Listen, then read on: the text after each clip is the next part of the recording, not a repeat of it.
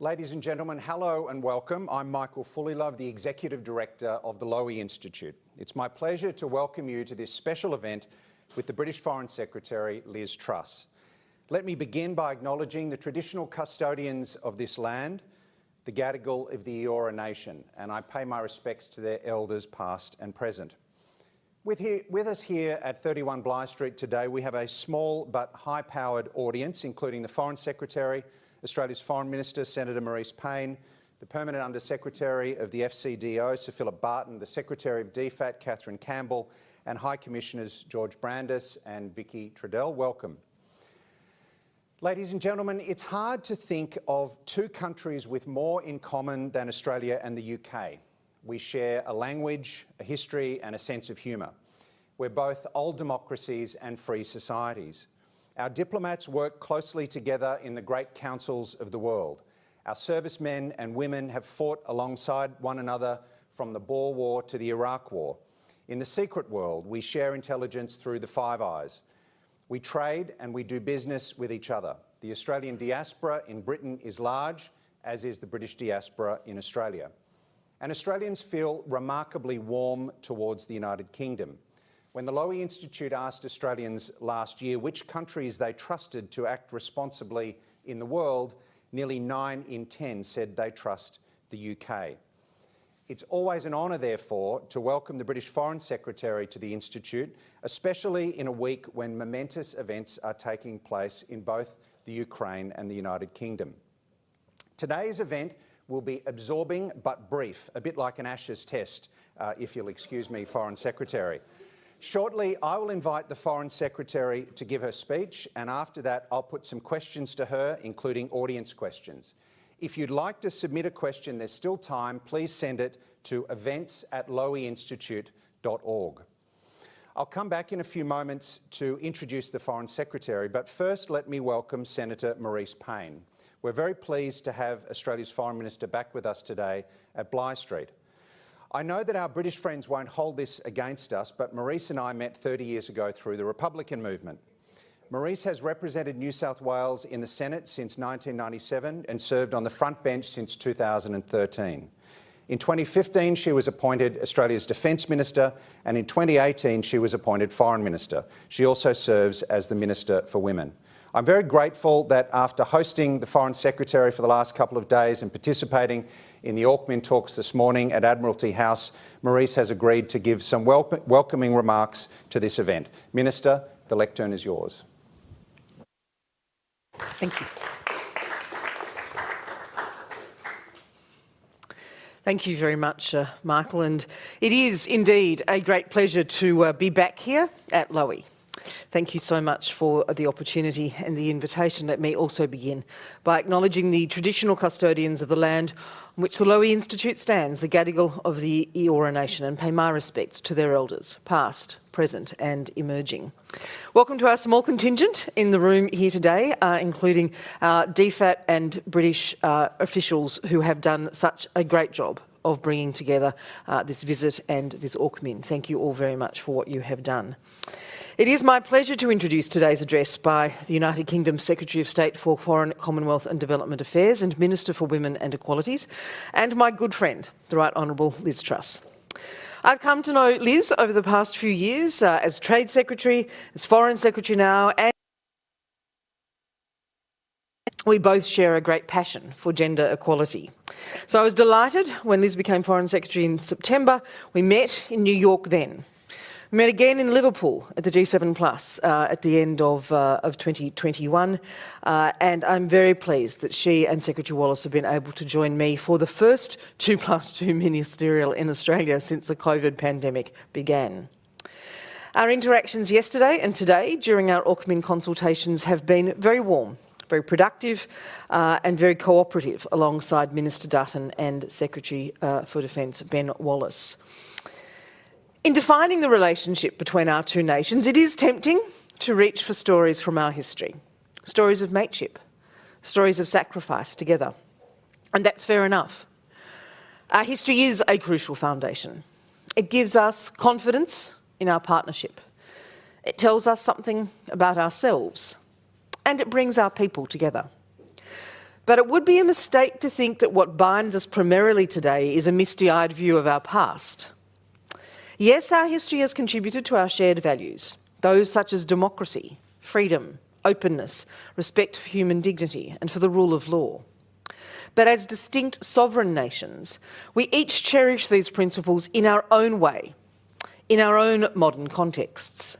The ways in which our people instinctively embrace these principles today means they're as relevant for contemporary challenges posed by circumstances, by critical technologies, by cyberspace and by coercion, as they were during the Cold War, or the ongoing threat of terrorism, or indeed the world wars of the 20th century. A close UK-Australia relationship is vital in today's complex and fractious strategic environment, in which authoritarian regimes are behaving as though now is their time to increase oppression internally and coerce others internationally. We are faced with coercion, with disinformation, with cyber attacks, with a disregard for the rules and norms that have given us decades of peace and stability regularly. The Australia-UK relationship is primed for our present reality and focused on being in control of our respective futures, not dominated by the will of authoritarian powers. And that's why the strategic contest is so important. As liberal democracies, it is only natural that we stand in solidarity with each other in this contested global period. That means standing up for each other and for like-minded partners, defending our values and our principles, respect for sovereignty, open markets and adherence to international law. That applies whether it is China's actions against Lithuania or in the South China Sea, Russia's aggression on the Ukraine border, or the DPRK's testing of missiles in breach of UN conventions and sanctions. That's also why it is important that these AUKMIN consultations have taken place in person this week. Our two great nations are able to address multiple simultaneous challenges around the globe. It's why we are working ever more closely together and with all our partners, including across ASEAN, the Pacific, the Commonwealth and the European Union, to shape the kind of Indo-Pacific and world we want. That's why our discussions have focused on practical cooperation through measures that include a new Australia-UK cyber and critical technology partnership, a new infrastructure investment partnership in the Indo-Pacific. We'll also build resilience to disinformation that is designed to undermine liberal values and erode social cohesion. And we will work together to support the Indo-Pacific's health and economic recovery, including ensuring more secure, reliable and sustainable supply chains. The UK-Australia FTA, signed last month, is an historic moment in our relationship. It is a gold standard trade agreement. Our enhanced trilateral security partnership with the United Kingdom and the United States, Orcus, will enable us to significantly deepen cooperation on a range of emerging security and defence capabilities, including artificial intelligence, quantum computing and cyber. These new areas of cooperation go to the heart of challenges affecting the peace, stability and prosperity of the Indo-Pacific. Before I finish, I'd like to remind everyone that in 2017, another UK Foreign Secretary spoke here at Lowy. That, how to describe it, colourful speech, then Secretary Johnson said, "After we leave the EU, I am confident that Australia will be at or near the front of the queue for a new free trade agreement with Britain, an agreement that could boost even further what we do together." Such remarkable prescience. Liz, as former Trade Secretary, deserves great credit for delivering that agreement, which came to fruition just last month. So Liz, as that Trade Secretary and now Foreign Secretary, perhaps I can challenge you today to predict the trajectory of our nation's relationship over the next 5 years. Thankfully, a large part of our future is indeed a safe bet. We will be strong allies. We will be steadfast friends. We will be working together to shape the kind of world that we want. And we will remain deeply competitive and parochial over the Ashes and the netball. It is now my great pleasure to introduce UK Foreign Secretary Liz Truss. Thank you.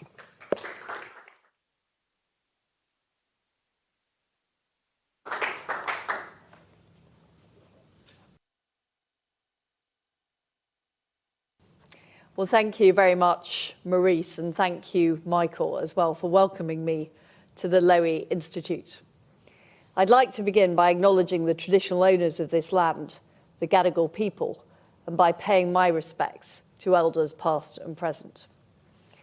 It's great to be back in Sydney at the Lowy Institute with my friend Maurice Payne.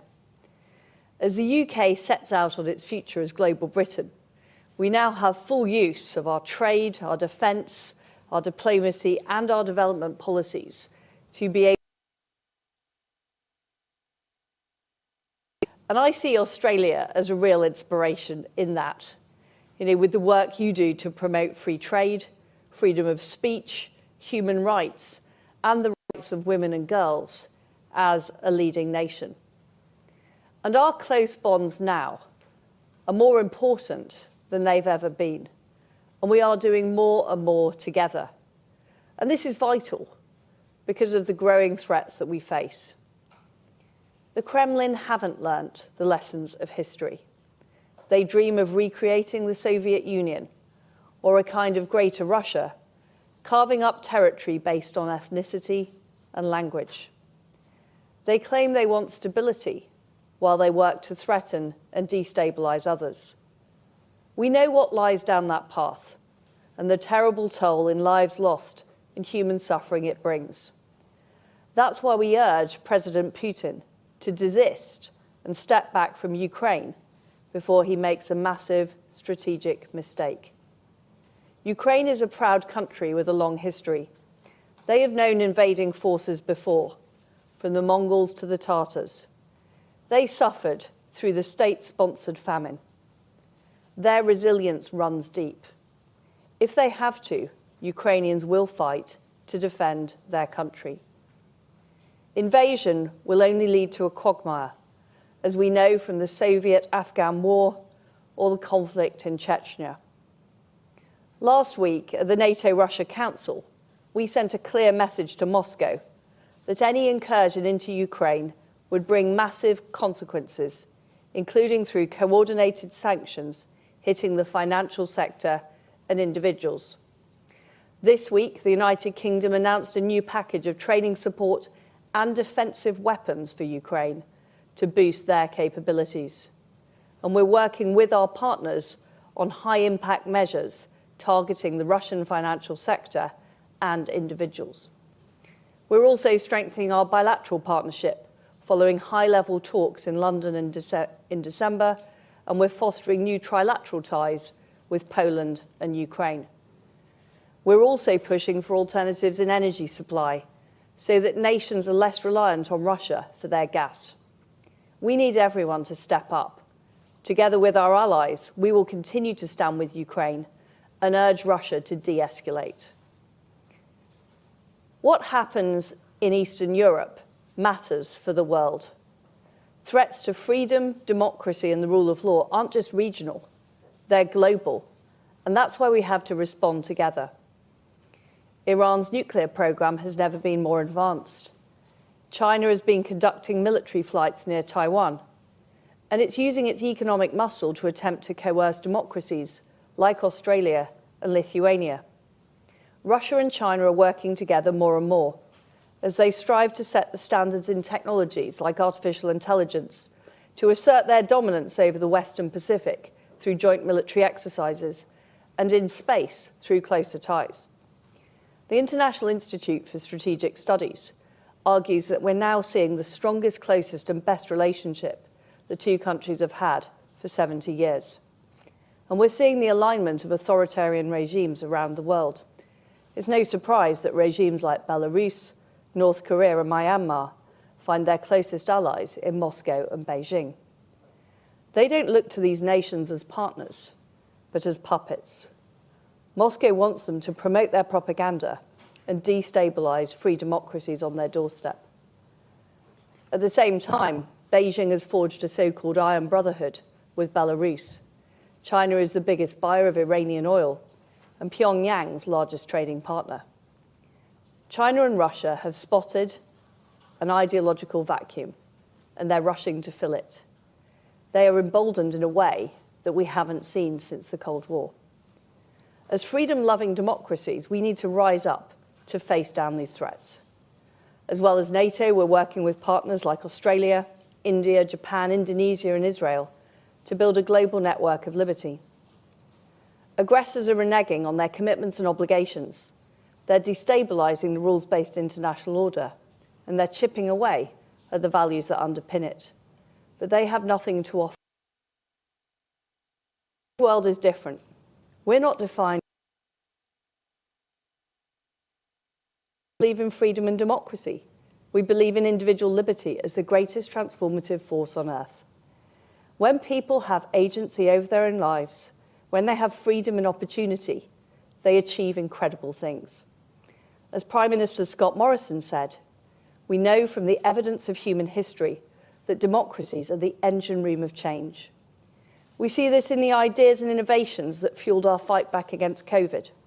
From the University of Sydney's Edward Holmes publishing the COVID genome, to Oxford's Sarah Gilbert and her life-saving vaccine, to our shared effort to distribute vaccines to those in need around the world. And we want to work together to tackle the big problems we face. That does include working with countries like Russia and China where it's necessary, on trade, tackling climate change, or bringing Iran to the negotiating table. But in doing so, we will stand up for what we believe in. In December, I welcomed G7 foreign ministers to Liverpool, together with Maurice Payne and some of our other closest allies and friends. We expressed our concern about China's economic coercive policies, and we united to condemn Russia's aggression. Together, we showed our determination to stand shoulder to shoulder for freedom and democracy around the world. We're continuing that vital work this week with our AUKMIN, our Australia-UK Foreign and Defence Ministerial meeting, the first that we've had since 2018. And we're determined to act together in three key areas. Firstly, we'll stand up for our economic security. That means calling out China when it blocks products from Lithuania or imposes punitive tariffs on Australian barley and wine. It means cutting strategic dependence on authoritarian regimes, starting with Europe's dependence on Russian gas.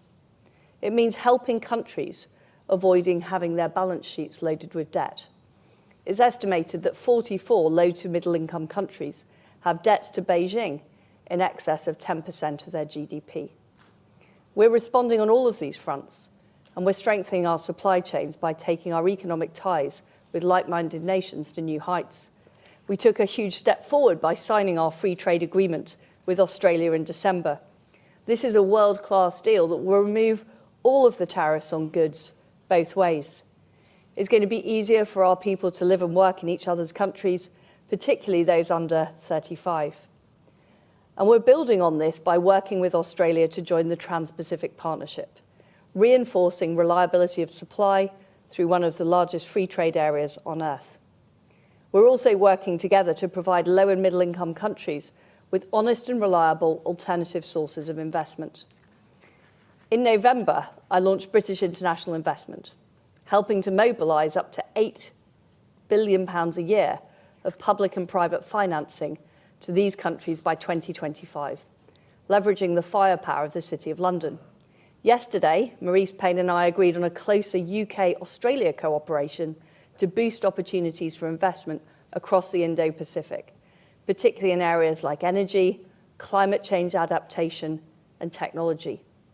And we're working together to impose sanctions on human rights abusers and to keep those using forced labour out of our supply chains. Secondly, freedom must be defended, and that's why we are deepening our security ties. Last year, in our integrated review, the UK set out a new deterrence posture, including the biggest increase in defence spending since the end of the Cold War. We need to see everyone stepping up in this way. Too few of our NATO allies are meeting the 2% spending target. So it's great to see that Australia is also increasing its commitment to our collective security. The power of our partnership has been demonstrated time and time again. We will forever remember those from Australia and New Zealand who gave their lives for freedom on the historic battlefields of Europe, the Mediterranean, North Africa, and the Pacific. The depth of our commitment remains plain to see today, from the Five Eyes intelligence partnership to the Five Powers defence arrangements with our friends Singapore, Malaysia, and New Zealand, to the Carrier Strike Group, which visited the region last year, led by HMS Queen Elizabeth. Our forces exercised in the South China Sea, with ships and aircraft from Australia and other partners standing up for our mutual interests and supporting regional stability. And of course, last year, we finalised our landmark Orcus partnership. With this deal, we've opened a bold new era in our long history together. And by joining forces with the US, we're showing our determination to protect security and stability across the region. We're helping Australia acquire a nuclear-powered submarine, and it also means deeper cooperation between our three nations on advanced capabilities like cyber, AI, and quantum. We want to use this deeper expertise to help support stability with partners right across the Indo-Pacific. I'm looking forward tomorrow to visiting the shipyard in Adelaide, where the UK and Australia are building new Type 26 frigates. And Adelaide, of course, will play an important role in developing the new Orcus submarines. This is a truly formidable and cutting-edge partnership, and we're determined to continue strengthening it for the benefit of all. And finally, we're boosting our cooperation on technology. Technology has empowered people by enabling incredible freedom, but we know it can be seized on by others to promote fear. We can't allow the technologies of the future to be hijacked for malign ends, whether it's cyber attacks or building high-tech surveillance states through facial recognition software and AI. Global technology standards must be shaped by the free world. That's where we want to go further and faster by deepening our science and tech collaboration. Just as Australia has banned Huawei from its 5G network, we're stripping high-risk vendors out of our infrastructure. And we're embracing Australian expertise, for example, to bring the state-of-the-art 5G to London Underground. Delivering our strategic advantage in science and technology is an absolutely vital objective of the integrated review. And so I'm pleased this week we're launching our new cyber and critical technology partnership with Australia, aimed at tackling malign actors, strengthening supply chains, and harnessing tech to support freedom and democracy. Building these partnerships and drawing other countries closer to the orbit of free market democracies will ultimately make us all safer and freer in the years to come. That's why it's time for the free world to stand its ground. We need to face down global aggressors. We should be proud of our ideas and our ideals, clear about what they have brought to mankind, and even more ambitious for what we can do together in the future. 40 years ago, Margaret Thatcher gave the Sir Robert Menzies Lecture in Melbourne. She said, "Where freedom exists, I seek to expand it. Where it is under attack, I shall defend it. Where it does not exist, I shall try to create it." I cannot think of a better friend than Australia to work with on this vital endeavour. We can make great things happen. Thank you.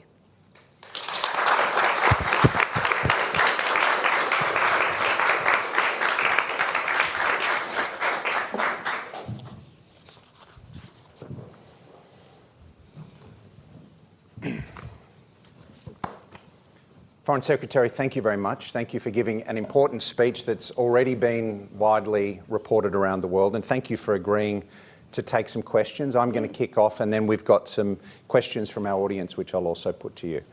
Let me start with Ukraine. You said in your speech the Kremlin has not learned the lessons of history. But Vladimir Putin might reply that history tells him that the West, the free world, is not prepared to stand up to him. After all, 8 years later, the Russian flag still flies over Crimea. Why are you confident that the free world will stand its ground, as you said? First of all, I think it's very important to note the commitments that Russia made. In the 1994 Budapest Agreement, in exchange for Ukraine giving up its nuclear weapons, Russia agreed alongside the UK and the US to protect Ukraine's sovereignty and territorial integrity. So the claims that are being made by Vladimir Putin are completely wrong about what has happened. And it is true, and I made this point in my speech, that the free world has not been doing enough since the end of the Cold War to make sure that we are deterring aggressors. But we are very clear, together with our allies in the G7, with our allies in NATO, that if there is an incursion by Russia into Ukraine, it would come at a massive cost. We are prepared to put very severe sanctions in place. We are also working to support Ukraine in terms of defensive capability. What I would say as well is that dealing with this immediate situation is, of course, an absolute priority. But the free world also needs to work together to reduce economic dependence on Russia, to put in place the agreements that help countries have alternatives in terms of trade and investment. So in the future, it becomes harder for those aggressive regimes to use economic dependence as a way of getting what they want. So yes, we are very ready to act in the immediate term, but in the longer term, this is why it's so important that we are investing in developing countries. It's so important that we are trading widely across the world using strong rules-based agreements like the CPTPP. That's the best way to protect ourselves from aggressors, is from a position of economic and defensive strength. Let's move to that long-term approach, because I know that you're also very keen on allies and like-minded countries working much more closely together, cooperating with each other. And Orcus is an example of that. When I heard about Orcus, I was reminded of something that Winston Churchill said in 1940 when the United States provided Britain with 50 overage destroyers in exchange for access to British naval bases. And Churchill said that the two countries, the UK and the United States, will have to be somewhat mixed up together in some of their affairs for mutual and general advantage. Do you think that in the face of new challenges, we will once again see like-minded countries getting more mixed up together? Yes, and I think that's a good thing. And one of the points I made in my speech is we're seeing more working together by authoritarian nations. And it's vital that we do work together and that we rely on each other. And that's, of course, about important allies like Australia, like the United States, like our European allies. But we also need to make sure we're working more closely with India, with Japan, with Indonesia. These are all important parts, I think, of creating a much stronger alliance of those in the free world. What are the limits of liberty as an organising principle for foreign policy? Because in the Indo-Pacific, for example, many of the countries that would be useful in balancing against China are non-democracies or quasi-democracies.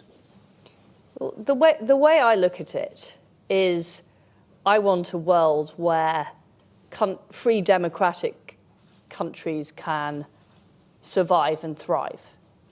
Now, there are many countries which are not free democracies, who want to live in that world too. A world that's based on the rules. A world where countries hold true to their commitments, like the 1994 Budapest Agreement.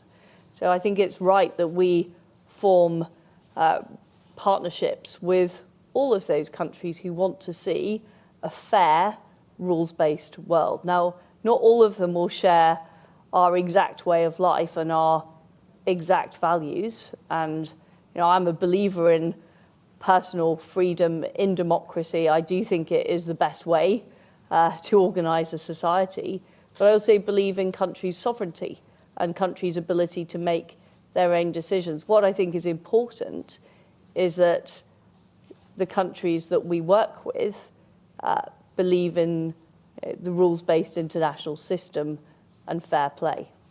What's the most important aspect of AUKUS from your perspective?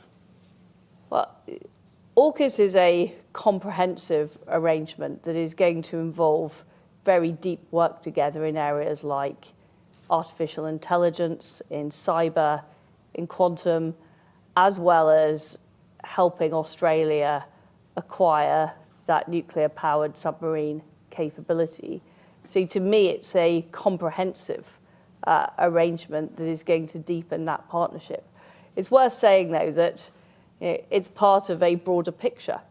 We also need to make sure we are preparing NATO for the new era, working much more in areas like hybrid, in areas like cyber as well. So this is not, we want to work together to develop these capabilities and also share with our friends and allies around the world. I mean, of course, the ASEAN group is extremely important in that, for example.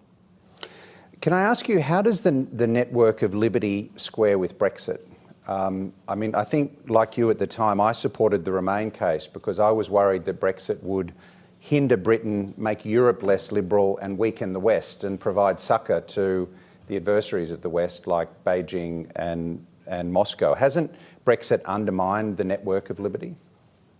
I don't agree with that. Brexit was a sovereign decision made by the British people who wanted that ability to determine our future without being part of the EU. And we now have full control, for example, over all aspects of foreign policy, including policies like trade policy and sanctions we previously didn't have. And some of the portents of doom about Brexit simply haven't come true. Not the economic consequences were claimed, but also in terms of security, if you look at the response to the issues with Russian aggression on Ukraine, we've been working very closely with the EU, key part of the G7 statement. We've been working very closely as part of the Quad with France, Germany, and the United States. So our security relationship is extremely strong, but it is from the position of an independent sovereign nation. Let me come to China. You referred to China a couple of times in your speech. Is the UK late to the game on China and on China as a strategic actor and perhaps as a strategic threat? I mean, I recall David Cameron and George Osborne were incredibly bullish about China back in the day. I know the tone in London has changed very substantially, and even I think it was last week we saw that story about MI5 identifying an agent of the Chinese government working at Westminster.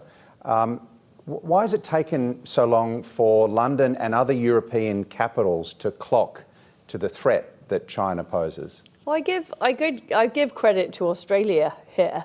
I think the situation with Australia, the economic coercion we saw, it was one of the wake-up calls as to exactly what China was doing and the way it was using its economic might to try to exert control over other countries. And I think there was a belief in the past that as China got wealthier, it was headed on a path towards becoming a freer, more democratic society. The reality is that hasn't happened. And the situation we were in the late 90s, the Chinese economy was a tenth the size of the United States economy. We're now in a situation with China with a much bigger economy, much more able to coerce other nations. And as I've said, we've looked to Australia as we formulate some of our policies around how we deal with those issues. In your speech, you talked about how democracies should be less economically dependent on countries that don't share our values, and that's obviously a good idea and desirable. But China, for example, does 3 times more trade with Indo-Pacific countries than its nearest competitor, the United States. Is it realistic for countries like Australia and the United Kingdom to diversify away from an economy the size of China's? Well, I look at it in positive terms as we are diversifying towards countries that follow the rules. For example, on areas like intellectual property or forced technology transfer.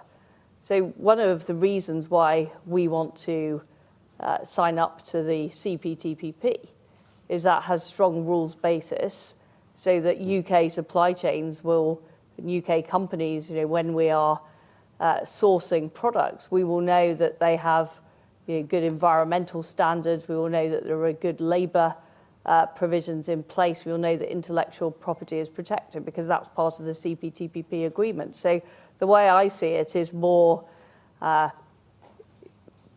making those supply chains more resilient by working with countries who share that rules-based approach. You want to join the CPTPP. Would the UK like to join the Quad as well?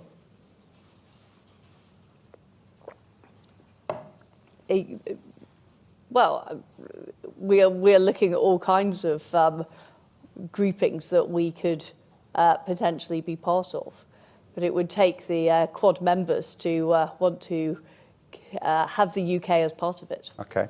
All right, I'm going to go to the audience, but I am going to squeeze in one question about domestic politics, if I can. The last time we hosted a Foreign Secretary at the Institute, as Maurice noted, he went on in short order to become Prime Minister. Should we expect to see that phenomenon again, do you think? Well, our Prime Minister, as you said, spoke at the Lowy Institute. He became Prime Minister. I was delighted to serve as his Trade Secretary, delivering on the promise he made here at the Lowy Institute. And I'm now working from his Foreign Secretary. He is doing an excellent job. Britain is one of the first countries to get people vaccinated, to deliver a successful booster campaign. We've got the fastest growing economy in the G7, and that is what is important to people. All right, let me put some questions from the audience to you, Foreign Secretary. First of all, back on Ukraine, I have a question from the chairman of the Lowy Institute, Sir Frank Lowy. He says that in your speech you urge Vladimir Putin to desist and step back from Ukraine before he makes a disastrous strategic mistake. What would NATO do if Russia invaded Ukraine, and should Russia be concerned about that? Well, what we have been clear is there would be severe consequences should Vladimir Putin stage an incursion into Ukraine, economic consequences in particular, and that would have a very damaging effect. And the other point I would make, which I made in my speech, is it would not be easy. The Ukrainians will fight this. This could end up as a quagmire, and I think that should be seriously considered by Russia. But of course, Ukraine isn't a member of NATO, so it's not in the same position as, for example, the Baltic states, where there would be direct action in the case of any conflict. Okay, we have a question from Susanna Patton, who's a researcher at the Institute. Susanna asks, how do you see the evolution and the purpose of the Five Eyes intelligence network? And she asks, it appears to be emerging as a grouping to coordinate policies as well as to share intelligence. That is a very fair point. It is both of those. It is both of those things. It's a very, very valuable intelligence network that both the United Kingdom and Australia are part of.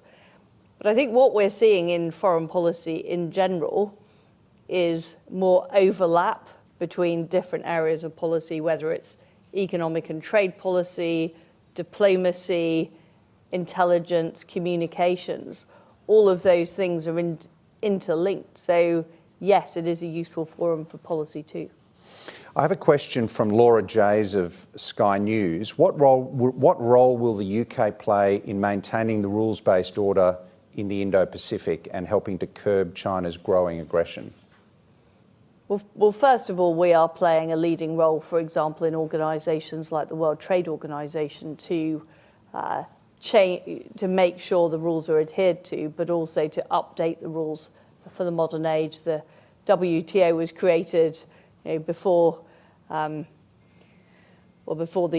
particular, we see so much use of technology and the internet. So we need to make sure that it's updated to reflect the way things work now. I think the CPTPP is an important part of creating a better rules basis. And of course, by joining that, the UK is helping bolster that organisation. We have a question from Evelyn Nordhoff in the Australian Defence Department on China's activities in the South Pacific. She asks, how can Australia and the UK work together to protect the democracies of the South Pacific and reduce their coercion by the CCP? I think one particular area is maritime security. The UK has already carried out a deployment of the Carrier Strike Group in the region. There is more we can do to cooperate on maritime security with Australia, but also other nations in the area. We have also a question from Mary Jardine Clark from Greenwich House and she mentions that we've seen a growing presence of US defensive forces rotating through Australia. Might we see home porting for UK naval assets in Australia? Well, we're certainly looking at what more we can do, and this is a comment the Defence Secretary made earlier, to have a visible presence in the region, as well as a greater degree of diplomatic engagement as well. Finally, Foreign Secretary, I might ask you one more question about the United States, if I can, which is at the centre of any network of liberty. We've seen a lot of inconsistency in Washington's approach to the world. During the Trump era, for example, the president was very unconvincing in his commitment to the idea of collective defence as enshrined in Article 5 of the NATO treaty. Some people think Mr. Trump could return to the White House in 2024. Are you worried about the fractures in the American polity, about how that affects America's credibility and influence in the world? Are you concerned at all about the trajectory of the United States? Because in a way, the whole of the rest of the network of liberty is hinged off the United States. Well, the United States is very important. Other countries are also important. One of the reasons I'm here in Australia is a very important partner of the United Kingdom. I've mentioned India and Japan as other absolutely key parts of working more closely together in areas like the economy and security. One comment I would make about the United States is that I want to see more engagement on trade and the economy, because if countries don't have an alternative to strings attached investment, that is a problem. So we are working with the United States on investment partnerships. They've got the Build Back Better World program. But I think more economic engagement, the UK and Australia, by working to promote free trade and doing that, it would be fantastic to see the US doing more and also the European Union doing more to make sure that countries have those alternatives. Foreign Secretary, it's been a pleasure to host you today at the Institute. We've run out of time. Thank you for giving an important speech that will be studied closely and for taking our questions. The Foreign Secretary has said that she's an admirer of Arya Stark from Game of Thrones, and like Arya, I would say that Liz Truss is one to watch. Foreign Secretary, we look forward to hosting you at the Institute again in the future. Thank you. Thank you also to Australia's Foreign Minister, Senator Maurice Payne, for joining us, and to everyone in the audience for tuning in. For now, it's goodbye from the Lowy Institute. Thank you very much.